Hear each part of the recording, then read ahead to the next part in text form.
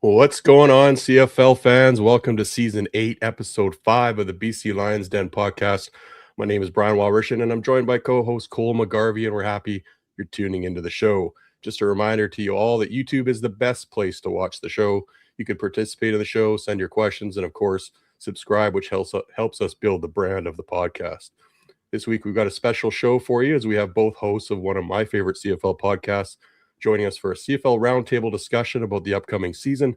Travis Currah and Sheldon Jones of the 2andOut CFL Podcast will be stopping by in just a few minutes. Just before we bring them in, let's say hello to Cole McGarvey. Cole, how you been? I see you got a chance to attend the BC Lions BC Junior Football E-Camp. Brian, thank you for having me in once again. And football season sure is around the corner, and I'm excited to have a little CFL roundtable discussion here tonight as we see the calendar creep towards May and the CFL draft approaches. It's really the season. You can almost feel it in the air. So I'm excited. As you mentioned, I was able to get over to Langley for the BC Lions E-Camp. I think it was about 2 weekends ago now. To check out the event. As kind of touched on, obviously there's been some prospects found, such as like guys like Javon Catoy, Kieran Bissant, Jacob Bond, amongst a few others. So super cool to see some potentially. I know there's going to be a few prospects up at rookie camp in May. But yeah, looking forward to it, Brian. Looking forward to tonight. Can you maybe talk a little bit about a couple players that caught your eye or maybe caught the eye of the BC Lions? Yeah, so I know one specifically did receive a rookie camp invite, and that was Okanagan Sun offensive lineman Caden Kerntoff. He's actually going to be going to the University of Alberta in September, but fifth-year guy, grinded it out all 5 years up in Okanagan, kind of really turned into a really talented prospect. He actually, I believe, throughout his 5 years, played all three positions. So in the interior, started, I believe, at center, played both guard positions, and then last year spent a little bit of time playing left tackle as well. And he kind of impressed me from a athletic standpoint. He's I think he was measured at about 6'4", 315 pounds. So brings pro size, pretty big kid. And in some of his testing scores, I wish they were made available to us. I believe he did a pretty good job of kind of showing that. And I believe that was what Neil McAvoy probably liked. And I believe it's not been made official yet, but I think there's going to be probably about 2 or 3 other guys that'll get the invite to rookie camp as well. Awesome. Yeah, I mean, I did an article about it on the website. The BC Lions have really found some great talent through these E-Camps and the BC Junior Football League. So hopefully they'll find a couple more gems there, and that'll be great. Is this an E-Camp where it's just the Lions, or are there other teams that pop in and take a look? Have other teams started scouting this camp? Yeah, so I'm not too sure how it works exactly outside of BC, but BC specifically, basically the BCFC is essentially like, I kind of just tell people it's like the farm system of the BC Lions. So if you play in the BCFC, your pro rights until you go to U Sports just belong to the BC Lions. So there's no other teams that have access to poaching you per se or anything like that. As I mentioned about guys like Kieran Bissant, Jacob Bond for the past few years, guys that played in the BCFC, probably guys that could have went to play U Sports but decided to go that. I know with the guy specifically that's going to be back for actually his 6th year. I'm not too sure where he's going to be playing this upcoming season, but a guy like Colton Meikle, as I mentioned to you off camera, he actually was invited to the Lions rookie camp the last 2 years, played down in Victoria, or Langford, I should say, against Calgary last season. And he's kind of being, the rumor around E-Camp was kind of, he surprisingly weighed in at 250 pounds as a receiver. They're kind of somewhat the rumors are that maybe he could potentially be somewhat of a future kind of like an H-back kind of guy, maybe mold him behind like a Riley Pickett, Jacob Bond kind of thing to kind of maybe make the pipeline of like BCFC special teams, kind of like fullback type of players. So it'll be interesting to see that like how other conferences don't do stuff like this. And I don't know how it kind of works specifically to the Lions that it's the BC Lions E-Camp, but no other conferences or no other teams do it across the CFL or the CJFL. Okay. Well, they might want to start because the Lions have found some really good players through these E-Camps and their territorial exemptions. Nathan Rourke has begun his flag football career. I think he's played 4 games now. maybe 6, I'm not sure. But in 2 games this past weekend, he threw for 21 touchdowns and put up a couple 50 burgers on his opponents. Looks like he's adapting quite well. He did manage to throw an interception, though, so a flag football player can claim he intercepted Nathan Rourke. They have him listed at 143.4 efficiency rating, so he's doing all right. And I think that we've seen Tyson Philpott now come out saying that he might have some interest if the Alouettes are willing to give their blessing. So I think we might see a few more Canadian players dipping their toes into the flag football waters if they can get permission from their club. But Nathan Rourke certainly is lighting up the BC Adult Flag Football League in the elite division. I want to be the guy who picked him off, man. If I'm going to work the next day, I'm absolutely having bragging rights all over that. I play in a little flag adult league over here in Nanaimo myself, and I could imagine only kind of rolling up to the field and like, Nathan Rourke is on the other team. Like, what the heck is going on here? So I know there's been a lot of conversation about it. I know when I believe it was Buck Pierce and Ryan Riggs were made available for the at the combine or whatever, there was a lot of questions asked and people about the kind of perception it gives to the CFL and would Patrick Mahomes be let to would the Chiefs allow him to go play flag football? I think it's personally a good look. I know people are concerned with the injuries and stuff like that. But I just feel like he could get hurt training with Rob Williams. Obviously you don't want to even kind of mention any injuries and stuff like that, but I just feel like it's a good look. Even if he does make Team Canada or whoever makes Team Canada and they go on podium, I think that's a fabulous look for the CFL in itself as well. Well, and I think it was Neil McAvoy or Buck Pierce mentioned that Nathan's just doing what he's doing every day. Flag football is in contact. He's out on the field throwing and running routes and practicing his different types of throws on a daily basis. So there's a little more risk, I suppose. Tim Capper just came in and asked if he thought the Lions had insurance on Nathan Rourke playing flag football. I don't think they do. It's just something that they've decided that they're going to let him do. And hopefully he can make it through without getting hurt. And I don't think it's going to be a big issue. The Lions have announced their coaching staff. Finally, it remains largely intact, except the addition and the return of Mark Washington to the coaching staff. And I really like that hire. I think it gives Mike Benavides and Ryan Phillips another ear to bounce things off of, especially in a secondary that, might have some hiccups to start the year with some of the older players they have and some of the guys they've lost in that secondary. I think that's going to be an area where the BC Lions are going to have to evolve as the season goes on. And we've talked about it in the past, but your thoughts on the coaching staff maybe just remaining the same? I know some people obviously wondering what about the future of Mike Benavides after what last year's Western final and the way that the Lions gave up the lead there in the last couple minutes of that game. But obviously Buck Pierce and Neil McAvoy have tremendous confidence in Mike Benavides, and I think with good reason. You can't always point to the coach. You don't know who blew a coverage or maybe somebody didn't make the right play. But Benavides is back. He did have that defense playing fairly well in the second half of the season, so I'm not surprised he's back. Yeah, I know it was a popular conversation kind of leading into the offseason last year. And if I remind people about kind of, I know the start of the season wasn't great, and obviously in the Western final wasn't great as well, but led the league in sacks. I know a lot of their takeaway numbers were pretty good as well. I feel like I was a little bit on probably the having questions around bringing Mike Benavides back. I don't think it was probably ever a legitimate conversation within the building. And I think bringing back that continuity again with a guy like Ryan Phillips, who's in, I believe, approaching year 20, I believe, as a BC Lion, as a player and coach. 16, I think, yeah. Yeah, as you mentioned about Mark Washington kind of being brought back, has that continuity with the Ryan Phillips, with Mike Benavides. So I think they're going to be able to hit the ground running.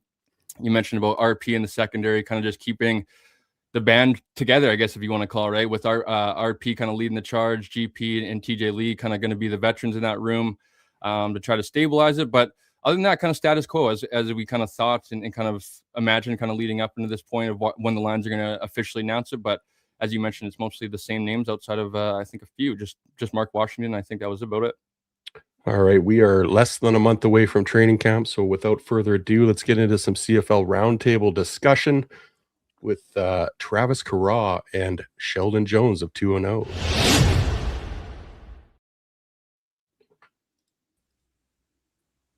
Gentlemen, welcome to the show. I appreciate you guys coming on, and it's great to see you both. It's great to see you. Thanks for having us back on. Welcome back to the podcast space to you, Brian, and having the BC Lions Den back. It's good to be back. It is good to be back. I'm having fun with it. It's a lot more interesting doing video than just audio, and the best thing is I'm not editing shit anymore. Yeah, that's true. If it's live, it's just there. It's live, it's there, and whatever. If something really bad happens, I might go in and take it out on the replay. But right. No, this is live, and I'm not spending hours staying up till 1 a.m. editing shows anymore. So that was a big reason why I quit, because I was like done. It was becoming a second job. So no, it's good to be back. And you know, off the top, I mentioned earlier that you guys are probably one of my favorite CFL podcasts, and I don't mean that to kiss ass. I mean it. I think you have a tremendous chemistry together. I think your show flows beautifully. I love the way you go across the league and bring CFL news to people, and I think it's very unique in the CFL podcast landscape. So kudos to you guys. I've always got you on in the car. I love listening to you, and yeah, congratulations. You guys have done a great job with that. Man, that means a lot, because at this point in the off season, Sheldon's always like ready to go, and I'm like, no, it's April. I'm still hibernating. I'm not ready for the season. I rely on podcasts like yours, so to be back, so I can stay updated on the BC Lions. That's going to be a great help. So, and then Sheldon being there, relatively new addition to the show, but probably the most positive co-host I've ever had. So it's a change of pace for me too. What's Brazilian Ty up to these days? He's riding the roller coaster of a Blue Jays fan. Oh. He's not betting as much though. That's all he's doing is waiting for golf. He's growing up a little bit. Like, he doesn't bet as much. He's like almost domesticated, but not quite. Okay. So I thought what we would do is kind of just start by going across the league, and we'll start in BC and we'll work our way west to east. I think there's kind of two methods here that teams are taking in free agency. And you got teams like BC, Calgary, Saskatchewan, who are kind of saying, you know, our core is pretty good. We're just going to try and fill in some pieces here and keep our core together. And I think when you look at the Winnipeg Blue Bombers' success over the last few years, that was their blueprint. Buck Pierce coming over to BC, I think, is trying to follow that blueprint of building a culture and keeping his core guys and adding pieces here and there. They did lose Jarrell Broxton, which is, you know, a big disappointment and a big loss. But for the most part, they signed their own guys. They've added some pieces. Your thoughts on what the BC Lions have done this offseason so far? We'll start with you, Sheldon. Yeah, like, I think they've just been, like you said, just retooling. I think getting their guys under contract, some big contracts, but just, you know, we talked to Darnell Sankey like 2 hours ago. We were chatting with him, and so, you know, adding a guy like that who you can just plug into your middle linebacker spot, and like he's led the league in tackles since like 2021 or 2022. So he's a gamer, and from our conversation, he's very fired up and ready to go. So I think BC's done really good. Listen, they were a play away from arguably the Grey Cup when whether it was an elbow or a football, we don't know, hit the ground there, and they're a scary team. Nathan Rourke's the best quarterback in the league. great receivers, great defense. Broxton, losing him is a big hit, I think. But if they can figure that out, I think they're looking really good. Travis? Yeah, I think like sort of in your intro, I think the Bombers have set the blueprint for certainly the West Division. The Riders finally got over that hump, although last year was a different Bombers team. And both the Riders and the Lions would meet these Bombers in the playoffs, and that would be the end of basically half a decade. And you add another year in there because of COVID, so it's been 6 years of the Bombers dominating the West. And I think from that, it's just the continuity, like realizing that these guys, you build that locker room culture, bring it together, and it's almost better than, well, it is better. How many times I've been doing the podcast now, this is the 11th season. There's always a team that wins free agency, February 13th, everybody's saying this team's got the Grey Cup, and a lot of times they end up being the worst in the league. It's to have the guys that, because the Lions are just on the cusp. Like Sheldon said, a play away from the Grey Cup. So keeping that core together, keeping Hatcher around, even keeping. We'll see what happens at the running back situation. James Butler, I know they brought in that hot shot from the NFL as well. So there might be an open competition there. And even though Rourke is the best quarterback in the league, I kind of wonder what it's going to look like in the trenches, at least early on. That might be an area where I'll be watching the Lions. Rourke can get rid of it fast and make his O-line look good, but we might be seeing, what they're going to be doing at training camp there as far as the new bodies on the O-line. Well, they do have Xander Horvath too, who really impressed last year. So I'm hoping to see more of him. Yeah, I think I am as well. Cole, you got some things to add about the Lions offseason? Yeah, I mean, I think we're both probably excited, Brian. We probably feel the same way of, having a guy like Nathan Rourke, he's going to give you an opportunity every year, you'd think, right? As long as he's healthy and he's behind center. But I think all three of you guys mentioned it, right? I think it's going to come back to Darrell Broxton, the move that was made or maybe not made, unfortunately, with being unable to bring him back. And I think we just seen it even going back to like previous with Mike Riley of like him being on his back too much of last season. I believe we had the least amount of sacks. I think it was 25 or less or something like that that the Lions surrendered. And as Travis mentioned, Nathan does do a good job of getting the ball out fast. But I think in those critical downs, as well, if you look at the Western Division and the pass rushers that are around, I just feel like in big moments, we got to make sure that that's shored up. And you can't always scheme against getting the ball out and stuff like that. At certain points, you just have to make sure that you can block it up and give Nathan his time to go through his progressions, go through his reads. So I'm not too worried, but I do have a huge kind of like, how is that going to be with, I know from kind of everything we've heard out of the Lions camp so far, it's kind of seemed like they want to have Corey Woodruff kind of win this competition at left guard. But I kind of worry about that a little bit, because if you have the one hole at left tackle and you take your starting left guard and you open up two holes by trying to close that one, and maybe Corey's not suit enough, because he did mention in fabulous stuff like Arrow Up last year of, he came to the CFL, kind of had a little bit of shot at tackle, decided to be moved into the interior and kind of felt like that was his true position inside. And he said that in Arrow Up last year. And now kind of almost pulling a reverse on it. Now he's going to play left tackle. I am hopeful, and I think he's going to be able to provide a pretty good floor, but I'm just curious of what happens as well when you take him away from that left guard spot. Now that's an opening as well. He did play there when Broxton was hurt last year and did pretty well. So I think the Lions allowed the fewest sacks in the league last year. So they do have the personnel. I think what excites me outside of Nathan Rourke about this team is the defensive line of the front seven. You're adding Darnell Sankey to this front seven and Casey Sales to this front seven. The Lions were pretty good last year at getting to the quarterback. With guys like Anai and Levi and and Matthew Betts, of course, this defensive line is going to be a big key to the Lions' early success, especially as this secondary kind of has to grow as a unit.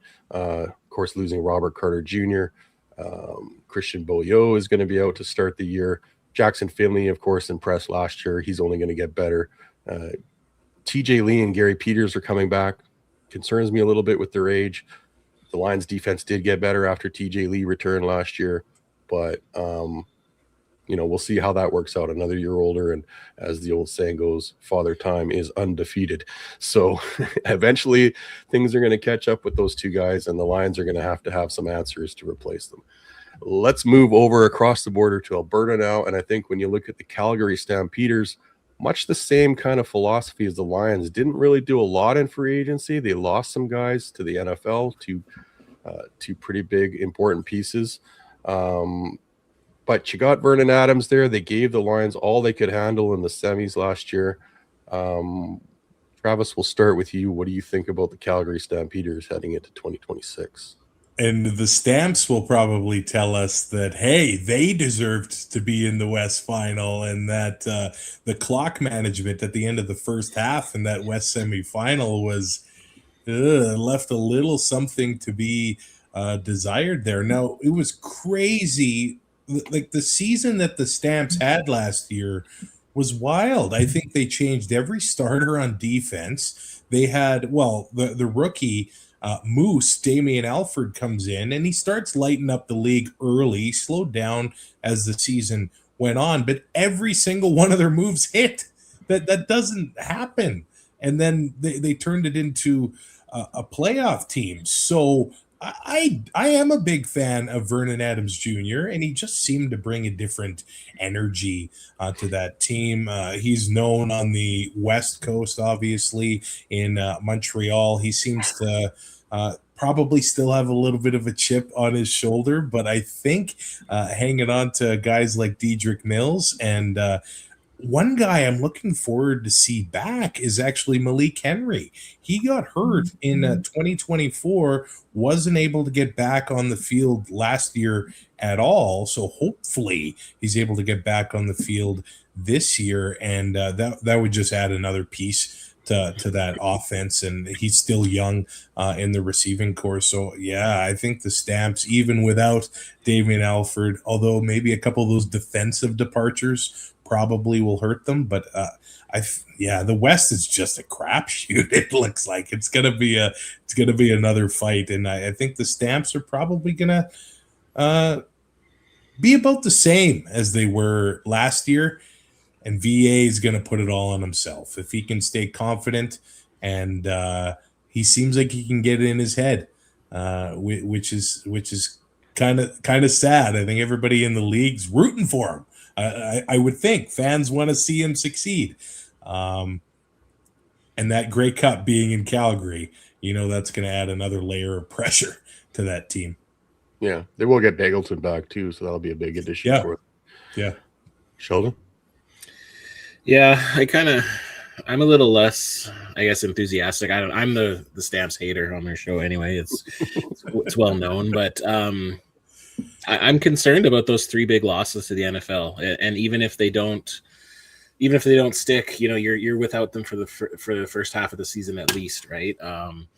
It just, to me, this kind of seems like what Winnipeg did last year, where they had the Grey Cup and it didn't really seem like they were all in. They didn't seem to really get those free agents that maybe would have put them over the hump. And I know, like you said, Travis, that with some better clock management, it could have been a different story last year in the playoffs. But I agree with you. They came out firing, and they were a lot better than a lot of people projected, I think. So I guess I have faith for Stamp fans that they're able to retool again and get these players replaced, I guess. But like you said, VA, we all love him. I want nothing but the best for him, but he can get in his head. And sometimes when he feels like he has to throw everything on him, that I think that kind of exasperates it a little bit. So I've seen other teams in the West improve or stay the same, and I just see kind of Calgary as like staying the same or regressing a little bit. And this is the host year, and I don't know if that was a great strategy for them. Cool. Yeah, I'm probably somewhere in the middle of Travis and Sheldon, but I think Matt has a good question here. Like, just not to kind of pile on Calgary too much, because I feel like, as Sheldon said, some of those losses on defense will be interesting, but it kind of comes back to Vernon, right? I think Dietrich Mills is going to provide them a good running game, helps out Vernon in the pass game as well, but in the big moments, can VA get it done? And do you guys think, like, is this a legitimate question mark of like, now this will be year 2 for VA if he's able to, ride out the full season? And does it kind of like get a little bit stale if your teams are like, man, he really hasn't been able to get it done? And it's unfortunate too, because I do agree that we all love VA, and he does get kind of the short end of the stick sometimes, like especially in BC. It's kind of like he got the rug pulled out from right underneath him when it's kind of his team, all that sort of stuff. So do you think it's a legitimate question mark maybe to come back to Brian or whoever wants to answer? I think he's been around long enough now where it's not make or break for him, but the longer he plays without getting that championship or getting over that hump of that reputation he has for good VA, bad VA, that lingers and it starts to fester. And, he's been on multiple teams now and hasn't been able to get over that hump. So I'm not saying he can't, but he's yet to do it, and he's been around for a while now. Yeah, I would just add to that I think I agree. I don't think it's make or break, but I know another quarterback who I think heard a lot of this talk for a lot of years, who kind of had same situations where a bunch of different teams. He won the Grey Cup this last year, and he finally did hit that hump, and I guess, I don't know if it's prove everyone wrong or prove some people right. So I don't know if it's necessarily a make or break, because I still think VA he's young enough that he's still going to be improving, and he has a lot more years in this league, I think. But it may be, is he going to get there before he gets run out of town, I guess, is the worry for me. He also lost one of his big targets, Dominic Rhymes, retiring this offseason. That's a tough one. I just look at the elite. Well, Rourke is elite. Davis Alexander, I mean, he had a big, long undefeated streak. And those guys they're young. But most of the guys that we look at are Collaros, who's 37. Trevor Harris turns 40 here in May, in about 6 weeks. VA is still younger than Cody Fajardo, actually. It feels like all the time the best, or Bo, he's up there too. The best quarterbacks in the CFL are those older guys that have stuck around a little bit, even mid to late 30s. They kind of finally figured out. Maybe I'm just I'm getting more patient in my old age, but it feels like, and maybe Dave Dickinson understands that too. Finally, like, how many of these guys finally get over the hump and win it whenever? Darian Durant's a great example for the Riders. Like, if he didn't win it that year in 2013, and I know injuries followed that, he was going to get booed directly out of Regina. And I don't know if we're at that point yet with Vernon Adams Jr., but I think we might be getting close to it.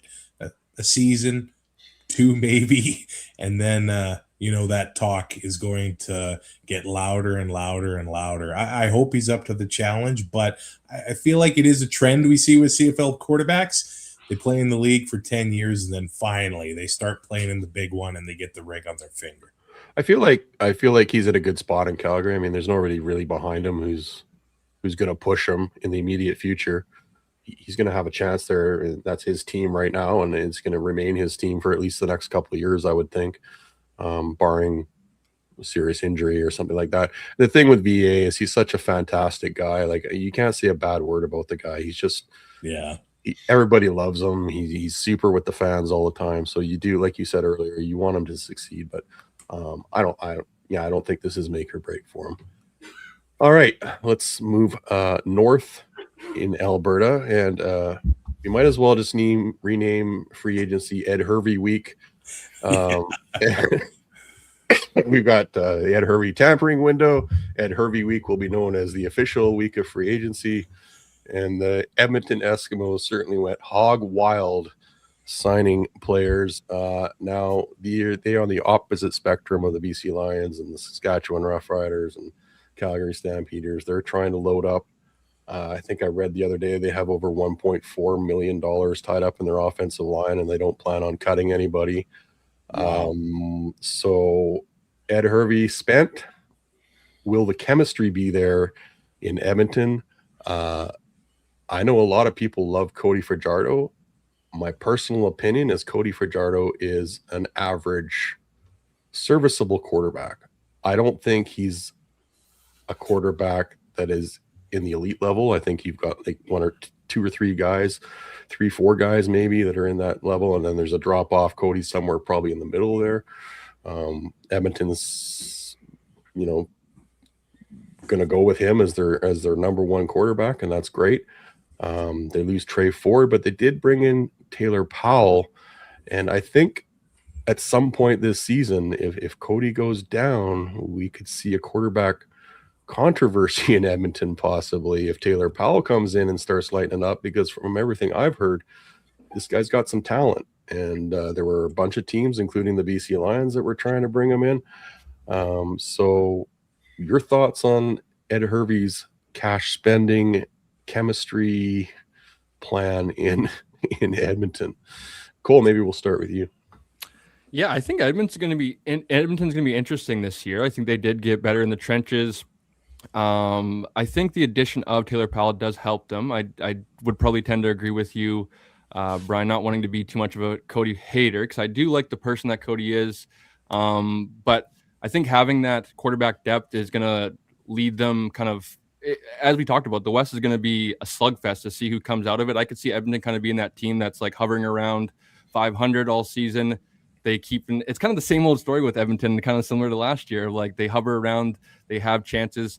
It's just, can they take advantage of those late chances in the season? I think having a guy like Justin Rankin come back and kind of be that security blanket, if you will, for that offense, they can always lean on that run game and kind of establish their offense that way. They don't have to lean on a guy like Cody to win them any games.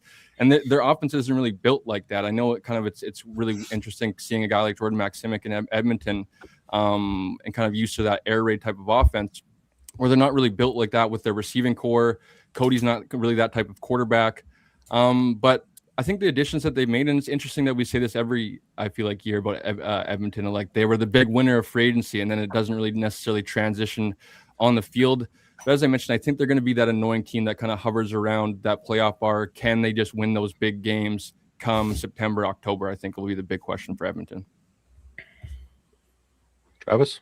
Yeah, with Cody, I don't know how to explain him. Like, he comes in and then they just start winning. Like, it just happens. But the guy's been sacked so many times, I really feel like there's a lot of mileage on which is why they have $1.4 million on their offense. Yeah. And I thought last year, so Geno Lewis goes to Ottawa, and I really thought that and Edmonton had tried to have a big name and a big money receiver a few years in a row. They had Lawler, and then they bring in Lewis, and it just didn't seem to work. In last year's receiving core, I think their most experienced player now retired was Stephen Dunbar, and then Curly Gittens Jr., who then left. So they bring in Austin Mack. So we'll see how that goes. That familiarity that he has with Cody Fajardo should help. But again, I think it's going to take some time for them to gel. I am a season ticket holder in Edmonton, and this does seem a little bit like deja vu. I know in the offseason there's going to be obviously some improvement with the young coaching staff. Mark Killam is second year. Maximic is still in Edmonton, so they're building that. But the trenches, it's like it's a complete overhaul. That being said, I don't know if this factors into it. It was pretty much all Hamilton O-line guys, so they know how to play with each other. So maybe that won't take long for those guys to gel. Sheldon? Yeah, I was actually going to make that point if you didn't. It's like most of their key signees were either Riders or Ticats, and then Austin Mack. So I really like what Ed did. he was very straightforward when he said that he's going to put his money in his trenches, and he did. I think, like Tim said, that Mac being there with Cody will help. I think Cody matured quite a bit when he went to Montreal. I don't think he was mature enough to be the Riders quarterback when he was with the Riders, just handling being a quarterback in that fishbowl. And I think when he went to Montreal and that you just watch Cody and like you said, Brian, I think he is more of a game manager.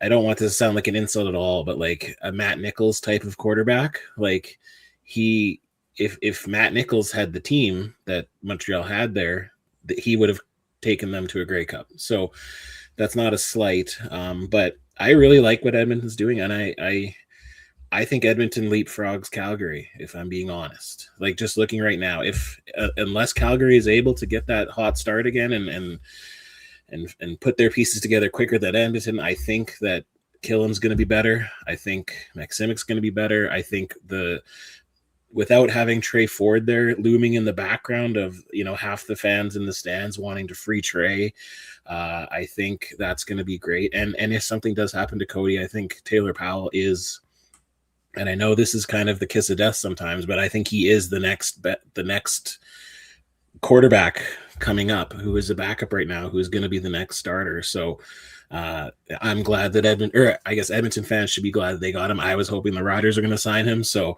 I think Edmonton is looking pretty darn good, to be honest. Matt Damon with the comment here, Cody is a fantastic QB, but he could have the Berlin Wall in front of him and still find a way to be sacked several times a game. I will say this for Cody, he's great at evading pressure. I mean, I can't count the number of times that I've seen the guy spin out of a sack, and like, how did he do that? Like, they had him dead to rights, and he always seems to find a way to get out. So yeah, I'm not slagging on the guy. I think he's a good, average, serviceable quarterback that you can win with given the right situation. Cole, what are your thoughts on the Eskimos? I think, like I said, I think they're going to be interesting. I think it kind of all comes down to the kind of the quarterback, and can they win those big games that we haven't seen them being able to win the last few years in September, October. Yeah, can I ask what you guys think about the free agency thing? we can't keep doing that, can we? Like, free agency was done before it opened. Yeah, I mean, it's kind of anticlimactic. I mean, set a date where it's open season and just let people enjoy it. Like, free agency came and I was like, okay, well, who's left? That's exactly it.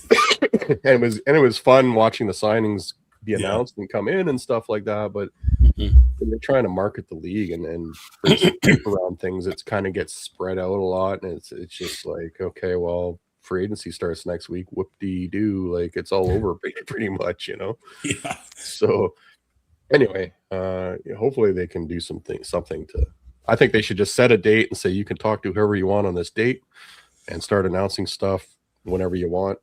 Maybe like a week later, you can have some exclusive negotiation windows or something like that. But and make it at least a date where you can't announce things until that date, or something like that. That would make sense.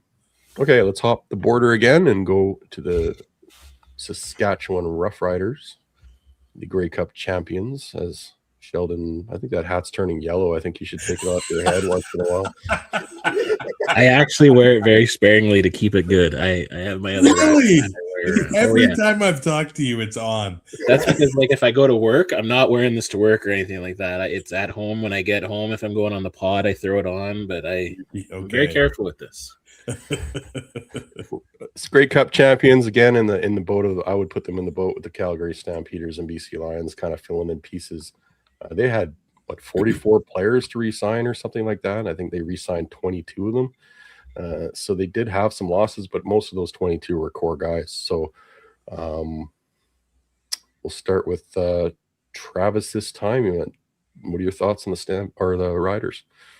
Yeah, I mean, the champs, any champ, they always lose players, and everybody wants a raise. Yeah, exactly. And I think a lot of people thought Kean Schaefer-Baker was done in Saskatchewan. but they found a way to keep him and Sam Emilus. However, both of those guys need to stay on the field now, like especially Schaefer Baker. So it's going to be like you got to be available. Sometimes the best ability is being available, and Schaefer Baker hasn't always been that way. And then they also hung on to Ajo. So there you go. They got a pretty good Canadian receiving core, but I'm starting to wonder with the defense here. AJ Allen was one of the most underrated players in the CFL last year, a Canadian at linebacker signing in Ottawa. He felt disrespected. CJ Revis, the linebacker, also goes to Ottawa. However, it appears Jameer Thurman is still going to be there. And on defense, that front seven, the rider depth has actually been pretty ridiculous over the past few seasons. It seems even if they've had injury after injury, they've been able to have some replacements go in there and perform very well. And that's why they won the Grey Cup. The depth is there, and now those guys that were depth pieces, they're going to get an opportunity to perform. But Sheldon, we'll see what I know you're a big AJ Ouellette guy. I'm not sure how I'm feeling about the combination of Trevor Harris and AJ Ouellette anymore. It feels like it's a hit or two away from some desperate times in Saskatchewan. Yeah, could be. Obviously, father time, like we said before. But I do think I was listening to AJ Ouellette was on the 3Down Nation the other day, and just talking about his off-season training, and him and Trevor are actually kind of training together remotely with the same trainer, I guess, or whatever. And they're doing like all that. Like Trevor Harris has got all these pieces of equipment and stuff to keep him young. He does the Tom Brady stuff. Trevor or AJ Ouellette said he's bought that stuff too now. And so I don't know. I think Trevor Harris looked really, really good all last season. It helps when you barely get sacked, barely get touched. The Riders O-line was awesome. Hopefully they can, be as good as they are this year again as well. Lots of departures, but I'm right now. I have the Grey Cup depth chart pulled up here, and all of our secondaries there except for Revis, but we still have Ford and Lacumbo there.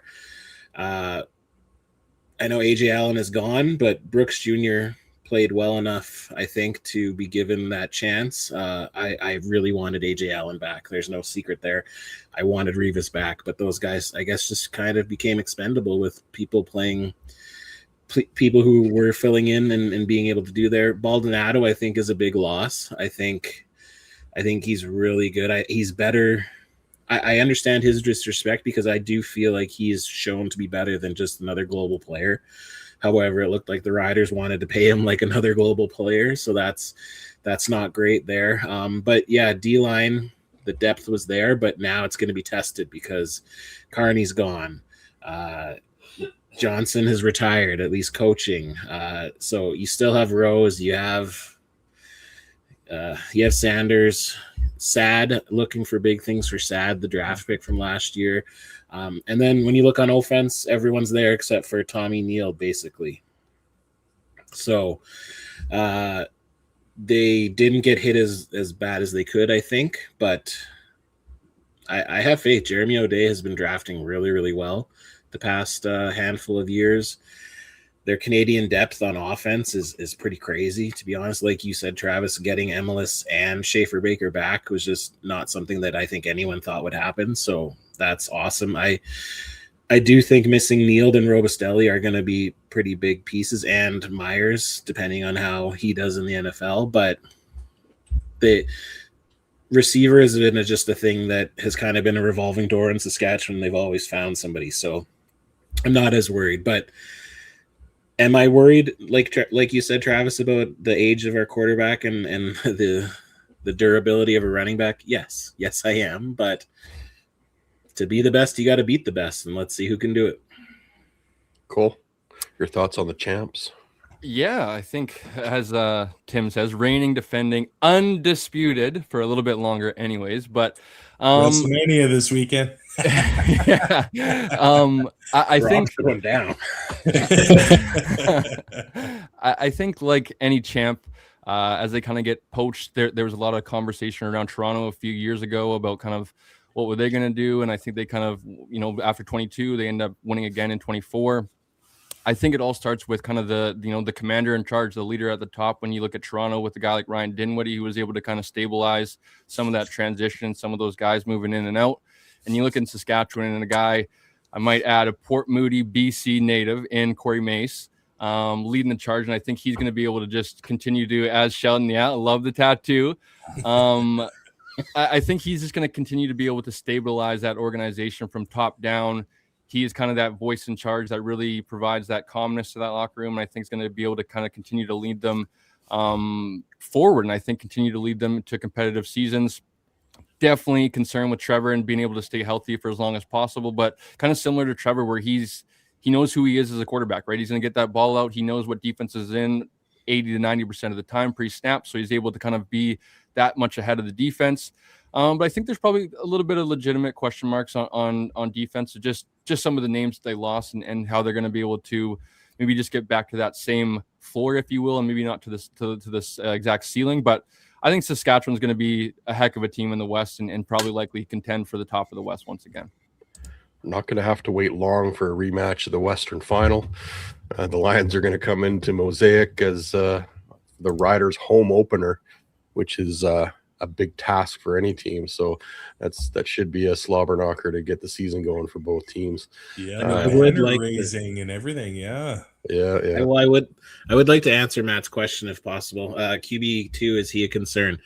Yes, but every interview that Trevor Harris has, he talks about how good he thinks Jack Cohn is and how much of a student he is and how he's in there even before him, and how he said that he actually gives Jack like assignments on who to scout, and he actually listens to him, and he trusts him more than he's trusted anybody else. So I know that us Rider fans might not have been able to see that on the field in preseason or when he's come in, but while I am concerned, I trust Trevor Harris, because I think it goes without saying how good of a quarterback Trevor Harris technically is, and just when it comes to completion percentage and now winning the big game, and no McLeod Bethel Thompson is not available for Saskatchewan.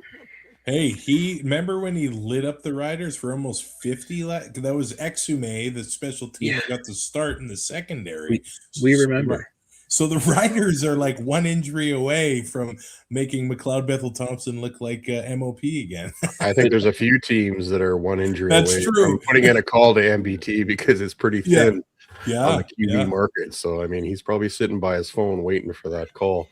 Yeah. I will say I really love Corey Mace. I think his demeanor, his leadership qualities are second to none. I'm just amazed at how calm he remains on the sidelines, where good or bad. I mean, I don't think I saw the guy smile all season until they won the Grey Cup. But he had that focused look on his face every game, every down. I'm a big Corey Mace fan for sure. All right, let's head over to Manitoba now with the Winnipeg Blue Bombers. This is a team that used to remain steady as she goes. Let's keep the core. This year, they're loading up for one last run with that core, and they certainly entered the free agency pool pretty heavily. Cole, let's start with you with the Winnipeg Blue Bombers. I really don't know how to feel about Winnipeg, because I feel like the like law of averages just feel like it's like it has to come to an end at some point. But when you think about what you mentioned there, Brian, of like kind of loading back up, especially in the trenches where it's so important, kind of getting a guy like Jarrell Broxton in to kind of be stabilize that offensive line, and then on the other side with a guy like Drake Serezna to pair alongside Willie Jefferson, I think that's going to add a lot of juice to their defense. But it's like, how long can they keep contending in the West? Like it feels no good, but at the end of the day, like, who do they still have in charge? They still have Mike O'Shea. They still have Zach Collaros. They still have Brady Oliveira. So it's like until those guys, I feel like, are out of the building, not in Blue Bombers jerseys, you have to always kind of be ready for the Blue Bombers and that championship pedigree that they bring with them. And I think, unfortunately, as much as I'd love to maybe count them out selfishly, especially as a Lions fan, I think they're going to be a pain in the neck and definitely be a team that's hanging around as well. Sheldon? Yeah, it was interesting. This is the first year that they've really been active in free agency in a while, and they got some good players. Getting Broxton, he's gonna be able to help protect Zach, and that's what Zach needs, because I don't know if there's another quarterback in the league that Father Time seems to be affecting more than Zach Collaros right now. I think he doesn't have that zip anymore. He doesn't have that escapability that he used to have, and he doesn't have the receivers that are able to move around quickly enough to get open when he is scrambling. Getting Tommy Neal is good. Like I said, he's a very good Canadian receiver, and having him and Dembski, picked up White and Wheatfall as well. Yeah, no, they do have good receivers. I maybe I didn't mean that they don't have good enough receivers to run around. It's just I feel like what they're missing in Schoen, him being injured and not being able to contribute, I think Neal will be able to step in there a little bit and help with that. But getting Moxie on defense, he's going to help them out a lot. Javon Santos Knox is going to help them out a lot. I'm like you, Cole. I don't know. I just don't know. They could either finish second in the West or they could finish last in the West. I don't know right now. Travis? Last year was an interesting year for the Bombers. I kept waiting for it to come together, and then in the East semifinal, it almost did. They were trailing Montreal by 19. Then they took the lead and then lost. It was one of the best. Well, the playoffs actually had a lot of banger games there. But the Bombers, their receiving core, they had no experience last year because they let Lawler go to Hamilton. Schoen ends up getting hurt, and Ontario Wilson came back later in the year. But by that time, they were relying on Nick Dembski, who also missed games. So when none of those guys were in there, the Bomber offense, they couldn't get anything going. And what was the bizarre part of it all is that they hired their former running back coach as an offensive coordinator who didn't run the ball.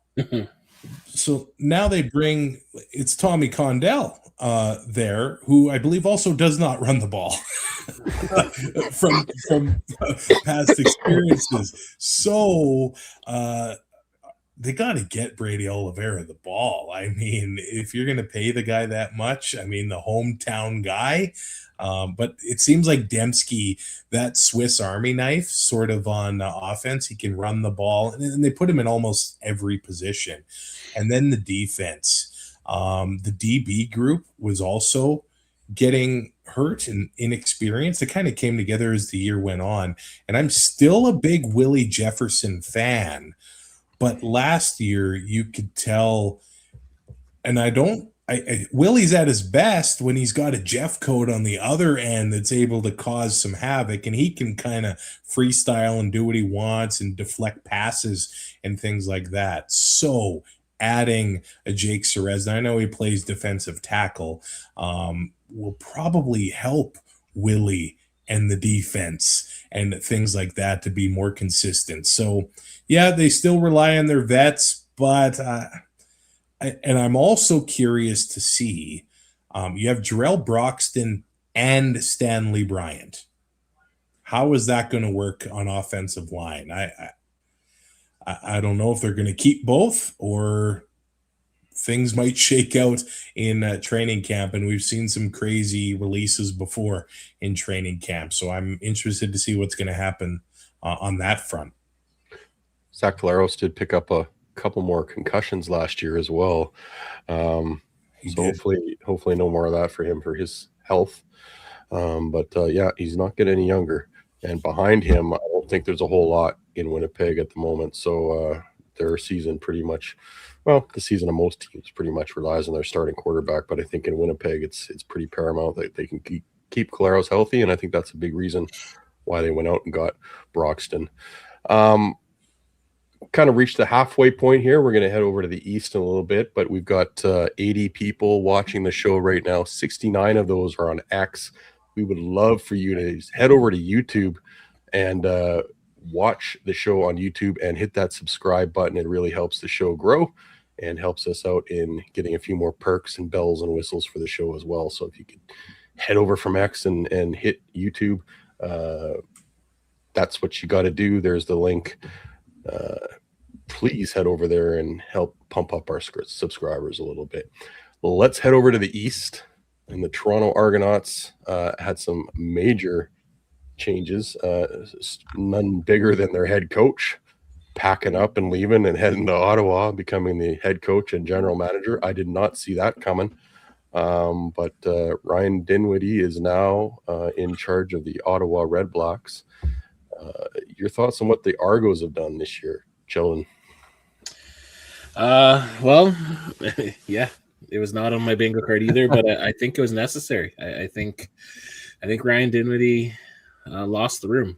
I think his coaching style, I guess, just kind of was not being taken seriously anymore. He was calling players out at press conference. Great for us, great for content for CFL podcasters. They actually pulled down that one press conference too.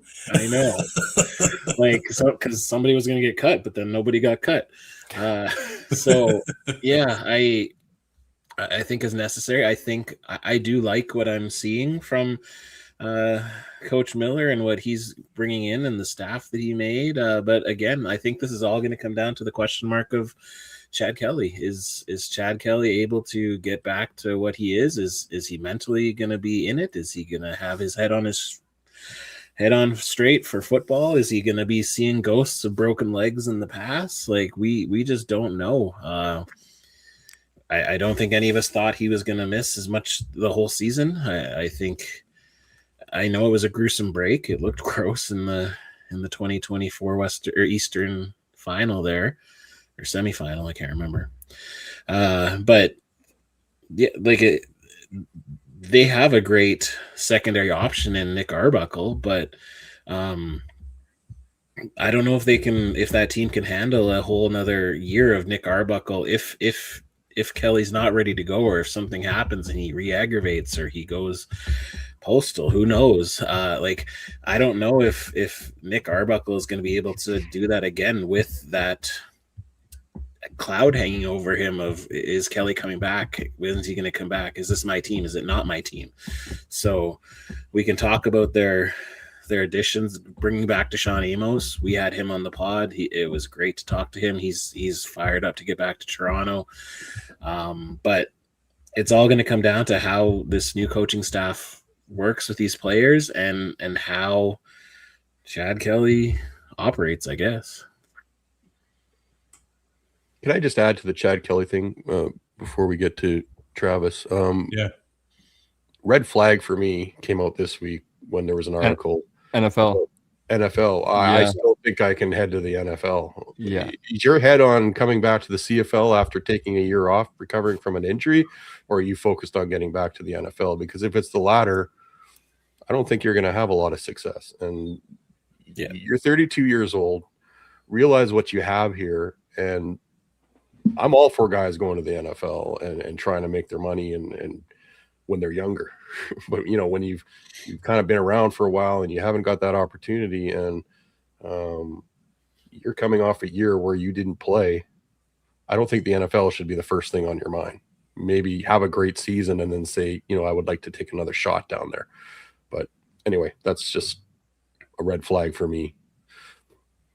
Yeah, I would add, of course, that is what he dreamed of doing, being in the NFL. But at least say the right thing in an interview. Even if you don't mean it, say the right thing. It seems like at least the quarterbacks in this league, eventually it kind of sinks in. Like, you're the guy on your team. And I think it probably says a lot to your teammates too.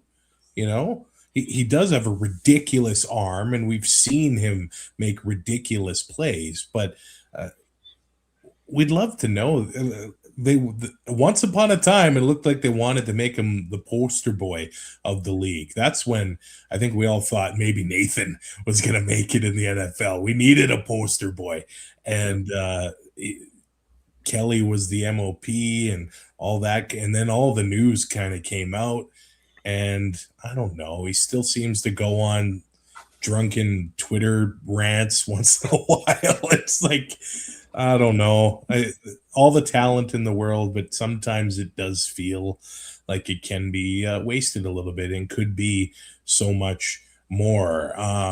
This Argo team, they have talent. Like, I think especially on the defensive side of the ball. And what does that say when Dinwiddie goes to Ottawa, and then some guys that had some success in Toronto, like Darius Pickett, goes back to Toronto from Ottawa, like Robert Priester, who goes back to Toronto from Ottawa, and then Deshaun Amos, who was in Hamilton, goes back to Toronto when Dinwiddie's gone. I don't know if that is all related. They do lose Wynton McManus, though, who I think is one of the biggest game breakers in the CFL.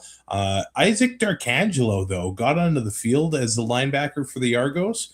And they extended him on New Year's Eve. I think he's going to get an opportunity. And was it Ed Hervey that also said linebackers are replaceable? They're a dime a dozen. So I guess we'll figure out if Darkangelo can perform like McManus did. But one thing about this Argos team that changed last year is that the O-line, which was probably the best in the CFL for a couple of years, they were dominant on the ground. Obviously, they had Olette, they had Kadeem Carey, they had Andrew Harris for a year, and they were just dummy teams. But they lost that last year. So we'll see if they can get that going early and often this season. I'll be watching that for their offense, but I do think the defense, they'll probably get off to a faster start than the O anyway. Well, and they spent money on the O-line too. Like, they brought Shepley in. He's right. Him and Hunter, I think they're both the top two paid American offensive linemen in the league, I think. So they put their money where their mouth is for that too. And was it Hunter that Dinwiddie called out in the press? That's the one who got hit by the scooter too, right? Yeah. Oh, yeah. Yeah. Well, and Ralph Hawley back on the D-line, so yeah. Cool. Yeah, I think Toronto is going to be an interesting team to watch. I know last year, kind of at this time, it was talked about how they got pillaged from their championship roster, and a lot of their guys were going on, whether it was Calgary Argos or whatever you wanted to call it, some of those guys moving on. I think they're going to be an interesting team where I think, similar to you guys, I'm pretty out on Chad Kelly. I think he's just kind of up to the same old Chad Kelly stuff where, as Travis mentioned, even if you don't believe it, just say the right thing of like, hey, it's been a long year and a half since I've been on the field. My goal is just to try to be the best quarterback I can in the CFL, and if that leads to an NFL opportunity, great. I feel like they're going to kind of struggle to find their identity early, as one of you guys mentioned as well, of losing a guy like a Wynton McManus, who's kind of like that alpha dog in the middle of that defense. I think it's going to take some time to kind of adjust there on the defense side of the ball, and then a strength to them kind of in that 2022, 2024 Grey Cup runs were like that offensive and defensive line, and now I feel like they've transitioned. I like the addition of Shepley, and I think pairing him with a guy like Hunter as well is going to shore up their offensive line. But their defensive line still, I think, has a little bit of question marks on whether or not they're going to be able to affect the passer at a high level. And I think it'll be a tough year for Toronto this year. But I'm interested to see if I'm proven wrong as well. All right, let's head down the highway now to the Hamilton Tiger Cats. They were pretty active in free agency. They did have some pretty big losses as well. But the receivers are looking pretty good. They picked up Mario Alford, Winston McManus, as we talked about. That that's got to hurt Argos when he goes to the Ticats. That's a pretty bitter rivalry, and he's going to be fired up for those games. Ken Onika, they added on the defensive line. Offensive lineman Eric Lofton, Carrick Wheatfall, Tyson Middlemost, Curly Gittins Jr., and of course Trey Ford to back up Bo Levi Mitchell. BLM's got some pretty good weapons. They do lose Bell in the backfield. That's going to be a big loss for them. What do you think about the Ticats' work this year? Mara Alford also an addition there. What do you think about their work in this offseason and how they're going to compete in the East? We'll start with, Cole. Let's start with you this time. I'm a pretty big believer in Hamilton once again. I think last year the running joke became they just became like Kenny Lawler and Bo Levi Mitchell or bust essentially, and they were just making unbelievably highlight reel plays. But I think alongside a guy like Keandre Smith, who's just kind of elevating his game every year and is going to continue to kind of be a rising Canadian, their offense will be able to be high powered once again. And can their defense do enough to, get the job done against a Montreal or whoever else is going to come in Ottawa, whoever is going to be kind of a team that's going to be competing out of the East. But as you already mentioned, Brian, bringing over a guy like Wynton McManus to kind of be that leader on defense. They obviously lose a guy like Devin Varasek to the NFL. Does he come back maybe, after Labor Day and they are able to put him into the linebacking core as well? But I think they're going to be able to make a good run at going to a Grey Cup for, Bo, maybe kind of similar to the Bombers. It's can he do it again? Can he continue to find this Bo Levi Mitchell form, or he came over from Calgary and was okay, I don't know if we're going to ever see the Bo we've seen the last 2 years. And he's really just found a remarkable form here the last 2 seasons. Sheldon? Yeah, I kind of agree. I really like what Hamilton's been doing the past few years. They just can't seem to get over that hump.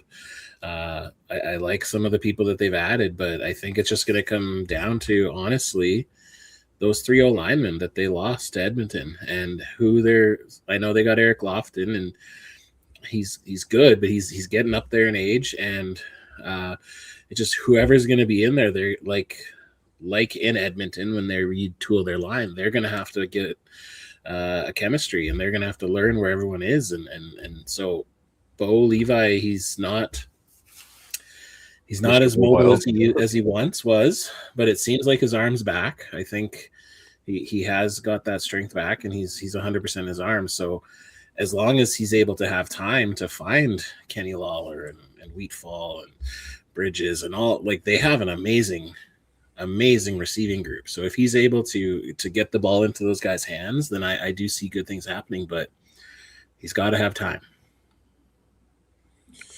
Yeah, how about the Ticats hosting an Argo home game this year against the Ticats? I feel I don't know, is that a free space on the bingo card for I know they got to play the game, but that should be another advantage for the Ticats. Yeah, I don't think I'm too worried about the offense. We'll see what happens at running back. Are they going to go with Johnny Augustine or a newcomer in training camp there? But yeah, the receiving core, Lawler, obviously the number 1, and Carrick Wheatfall coming from Winnipeg, and Keandre Smith, and also Shamar Bridges, who was the rookie was going to set the record for rookie receptions, got hurt at the end of the rookie year, and he was quiet last year. So I want to see if he does get involved. But yeah, I think they actually do have some O-line depth, and they've got some young guys. Nathaniel Dumoulin-Duguay, he's only 26 from Laval, and Brandon Revenberg. He looks like he's about 47 years old and has been beat up, but he's only 33. He's one of the top O-linemen in the league. And yeah, I just want to see that defense. What are they going to look like with Wynton McManus? And can Julian Hauser have a repeat season? Because last year, going into the year, talking to Ticat fans, they were really worried about the D-line. And Hauser has the season of his career. If they can get a repeat from him, and they still have Katsantonis, and in the backfield, Jamal Peters, and Reggie Stubblefield for a full year. I think he's a baller. He was hurt at the beginning of last year after coming over from Montreal. So that's who I'm excited to see how they will look on the defensive side in the ball, because as long as Bo stays healthy, they're going to be able to score touchdowns. All right, we're approaching 100 people watching live, so get your get your questions into chat. And like I said, you can only really do that on YouTube. So if you want to, or Facebook, if you want to get your questions in, head over to YouTube and get those questions in. We just hit 100 viewers, so thanks everybody for watching. Let's head over to the Ottawa Red Blacks now. The Dinwiddie era begins in Ottawa. Drew Brown comes back healthy to start the season. A lot of promising signings in Ottawa too. They kind of went heavy on free agency. So I think the Ottawa Red Blacks could be much improved this year, given the chemistry factor and all those kinds of things have to pan out. But your thoughts on what the Red Blacks did, because when I look at the East, I'm kind of looking at Ottawa and Montreal as the two early favorites in the East right now. Travis? I would put it as Hamilton and Montreal. Okay.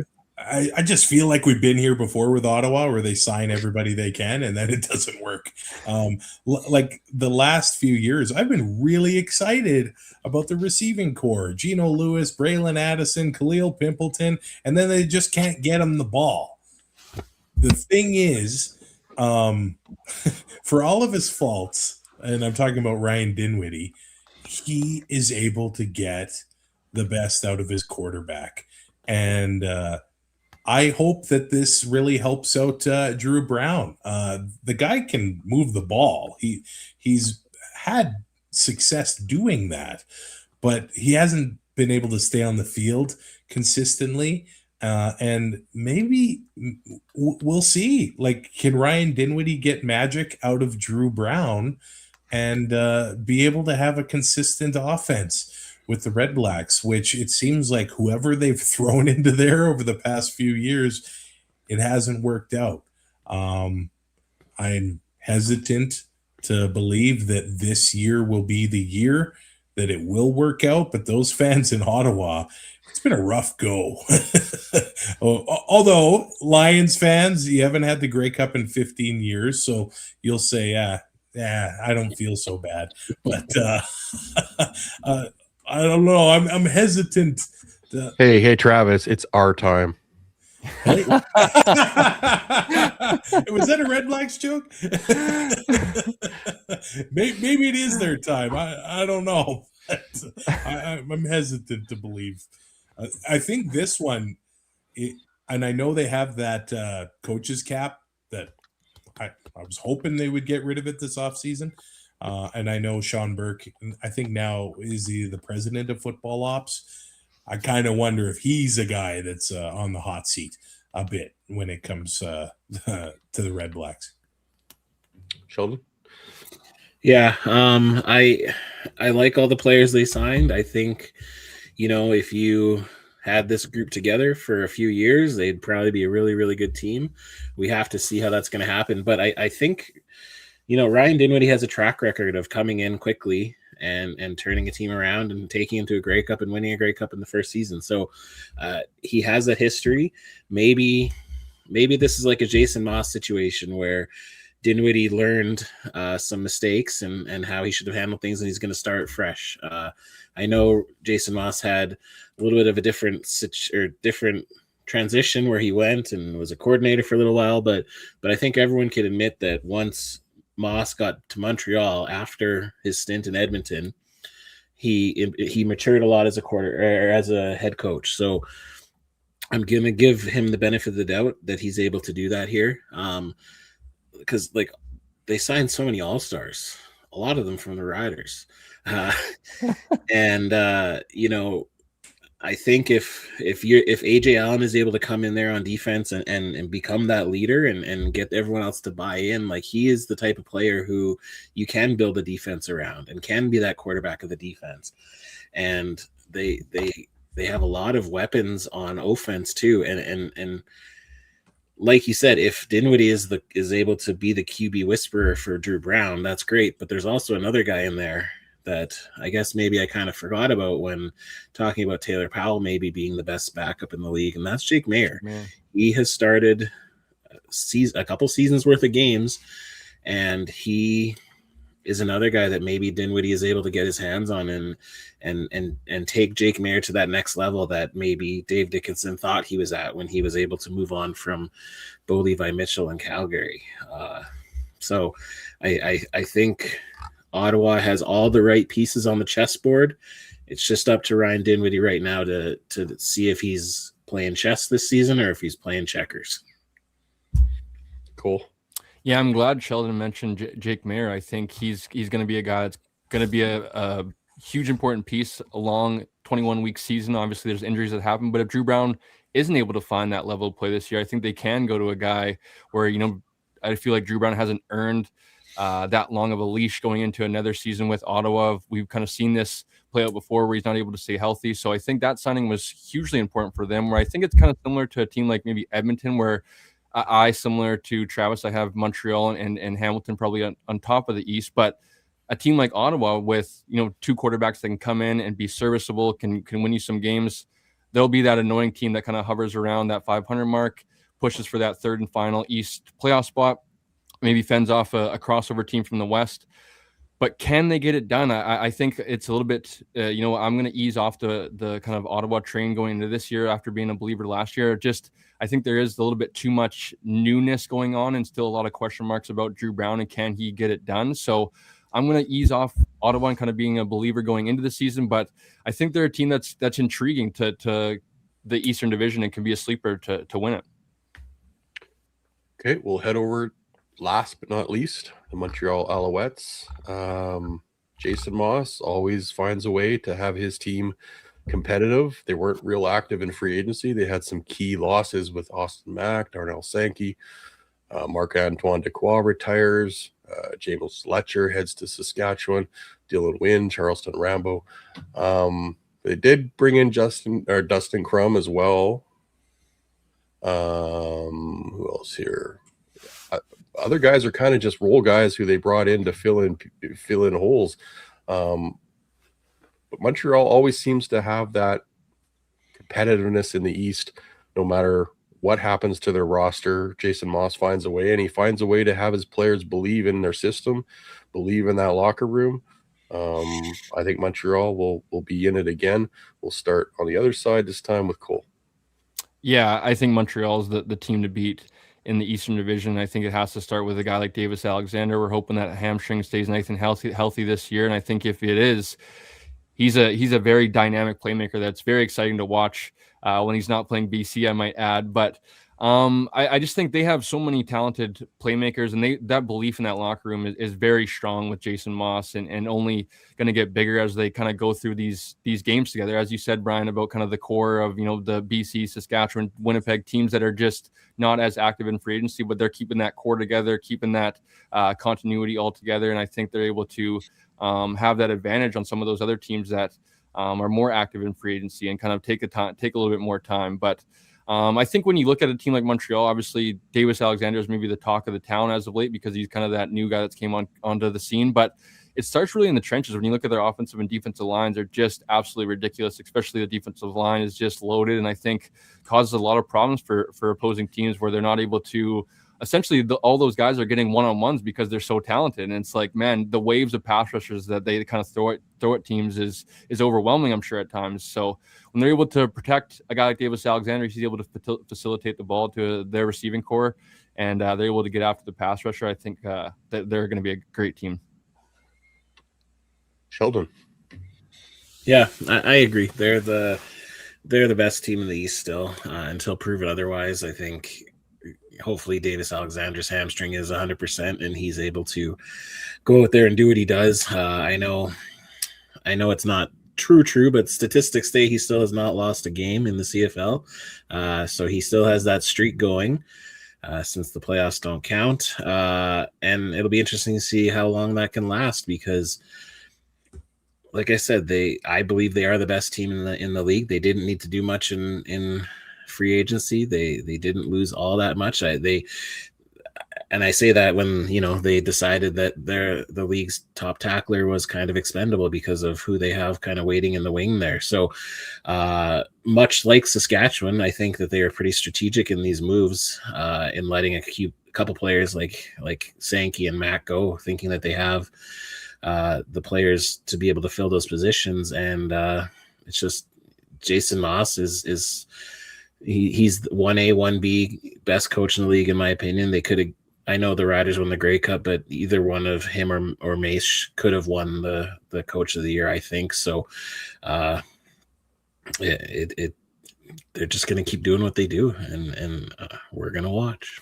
I commented on this last year, and I think, to me, Jason Moss has really matured as a coach. I mean, we all remember the headset destroying days, the tamper tantrums on the sidelines. You don't see much of that from Moss anymore. He still gets animated once in a while, but he's really matured as a coach, and I think his leadership has improved because of that. But Travis, your thoughts on the Alouettes? Yeah, and the way he has instilled that Alouettes, sort of culture, the name, even being involved with the French culture is really, I think, brought the fans closer to that team. But so when I look at I kind of wonder if Sankey would still be there if they knew Dequoy was going to retire. I know maybe the passport has to do something to do with that, but they did bring up Micah Alway there. Oh, we lost Travis. Oh. Yeah, so they brought in Micah Alway. So he's the guy who, obviously, you guys know well, can hit with the best of them, and he plays on that line, if not slightly over it sometimes. So he's going to bring some toughness to that defense there, and like I said before, I just think they're a really good team. Great job. Great. Well, thanks, Travis, for stopping by. But this has been fun, guys. I really appreciate you guys coming on. I'm going to remove Travis here and see if he can rejoin. If he does, we'll pop him back up there. But this has been fun, man. And like I said, your podcast is one of my go-tos. Oh, here he is. He's back. It's that Red Gear internet that wired. Still running on gerbils there, I think, on the little treadmill. I'm hardwired too. I have no idea how that worked, but we are getting 15 to 25 centimeters of snow tonight, so maybe it's starting. Oh, okay.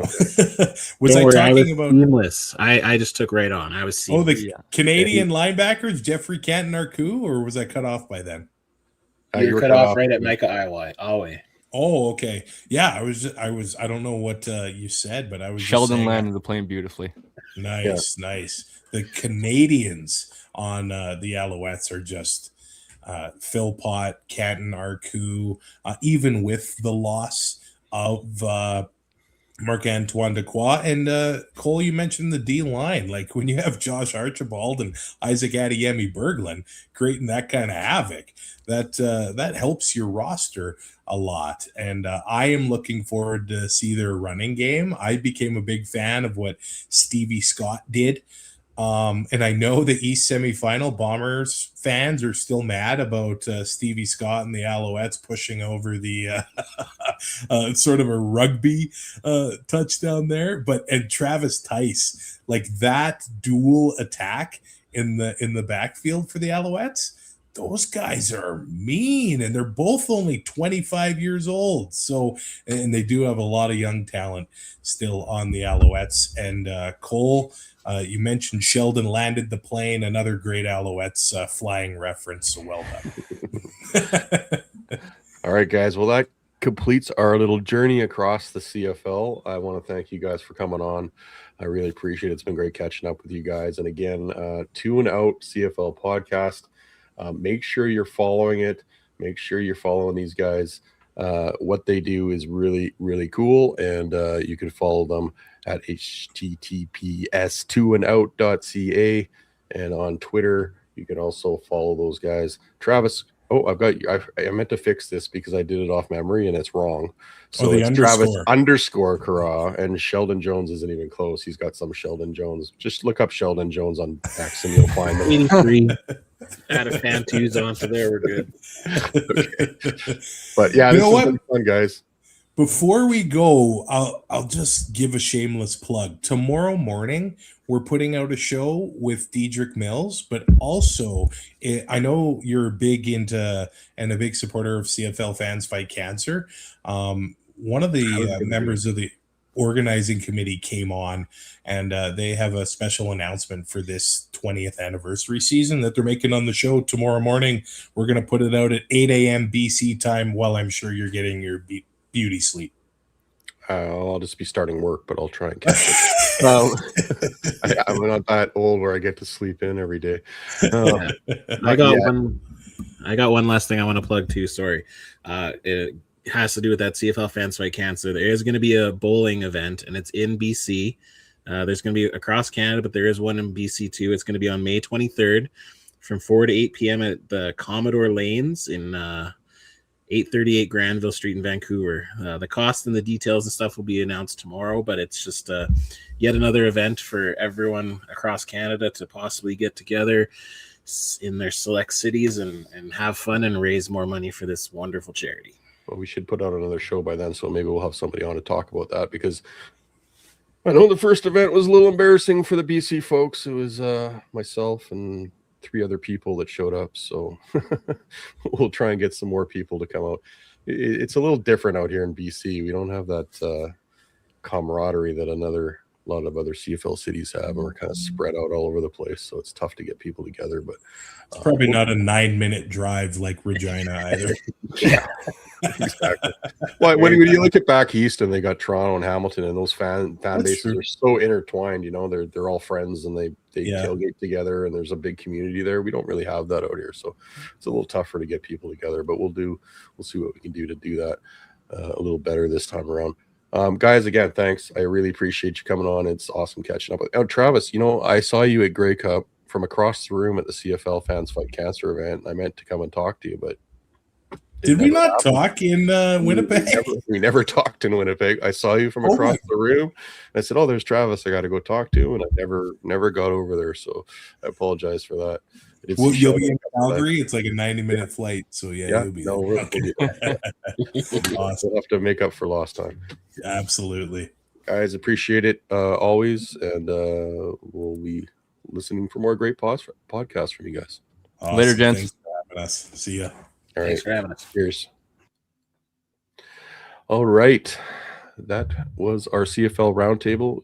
Travis and Sheldon, 2 awesome guys. Really enjoy talking to them, and they're great to hang out with at Grey Cup. They got great stories, and if you haven't watched their podcast in the past, I highly recommend you bookmark it, subscribe to it. But yeah, I had a great time tonight. That was good to get some CFL chat going. We're less than a month away from training camp. Cool. Yeah, I was already intrigued and excited for the season. Now tonight just made me even more excited for football. So it is around the corner, Brian. It's going to be the draft, and I believe 2 Tuesdays from now? Not this upcoming Tuesday, but the one following, I believe. And after the draft's over, it's basically here. We get rookie camp. It's crazy, that turnaround. I forget who was. I think it was Eddie Steele, I believe. It's the Elks Nation kind of podcast or show that they do, and he talked about his experience. So kind of like how you essentially get drafted. You show up at rookie camp. You have 2 days where it's like very little bodies. Say if there's like 6 offensive linemen, you guys are just running a ton of reps. There's no other veterans there yet.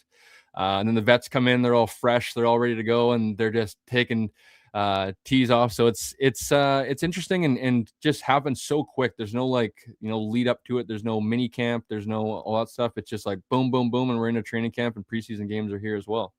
Yeah, rookie camps are tough for those guys. They got basically 2 days and very little reps to show what they got before getting an invite to main camp. And a lot of those guys won't even see main camp. So Kamloops again, won't be heading up there. I'm spending all my vacation money on Kelowna this year. So going to be looking forward to that as well. I did want to get into the whole BC Toronto thing with those guys, but I think we were running an hour and a half here, and I know Travis is on the morning shift for his radio show, so didn't want to keep those guys too long.